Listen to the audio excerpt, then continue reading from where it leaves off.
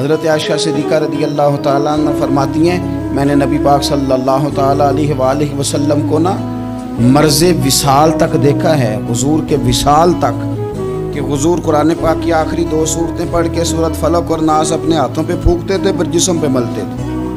قرآن پاک میں شفا ہے۔ اب تو لوگوں نے دم درود کو نا اس کو بڑا ہلکا سا کام سمجھ لیا۔ ویسے بھی یہ عاملوں کے ہتھے چڑھ گیا، ملنگوں کے ہتھے چڑھ گیا، کاروبار بن گیا، تجارت بن گئی۔ ورنہ قرآن پاک کی آیات پڑھی جائیں تو حضور نے فرمایا سورہ فاتحہ میں شفا ہے، اس میں کرم ہے۔ یہ چیزیں جو بڑی ہمارے لیے سود مند تھی، فائدہ مند تھی، ہم چھوڑ گئے۔ ایک بڑی خوبصورت حدیث ہے، سنیے گا۔ حضرت ابو سعید خدری رضی اللہ تعالیٰ عنہ حدیث کے راوی ہیں، بخاری میں موجود ہے۔ ارشاد فرماتے ہیں کہ ہم ایک سفر پہ تھے، واپس آ رہے تھے، ایک جگہ رات کو قیام کیا، سونا تھا، بستی تھی۔ بستی کے لوگوں نے نہ کھانا پوچھا نہ پانی پوچھا، کوئی ضیافت نہیں کی۔ آدھی رات کا وقت آیا تو ایک بندہ دوڑا آیا، کہنے لگا ہمارے سردار کو بچھو نے کاٹ لیا ہے، تم میں سے کوئی بندہ دم درود کر لیتا ہے؟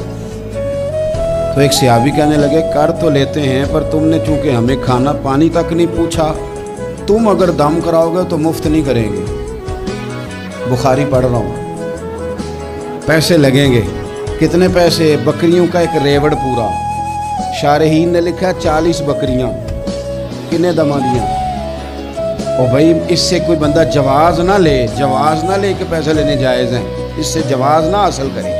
آپ بات کو سمجھیں، پس منظر کیا ہے؟ پانی تک نہیں تم نے پوچھا۔ کچھ لوگوں کا علاج ہوتا ہے، انہوں نے کہا پیسے لیں گے دم کر دیں گے۔ صحابی نے کہا حضرت ابو سعید خدری رضی اللہ تعالیٰ عنہ فرماتے ہیں وہ چونکہ تنگ تھے، پچھو کاٹ کے، اور سردار کو کہا چل تو صحیح نا۔ وہ صحابی گئے، سورہ فاتحہ پڑھ کے دم کیا، اور حدیث بخاری سے میں آپ کو دکھاؤں گا۔ لوگ کہتے ہیں دم کدھر سے آ گیا؟ بخاری پڑھ رہا ہوں، صحیح بخاری۔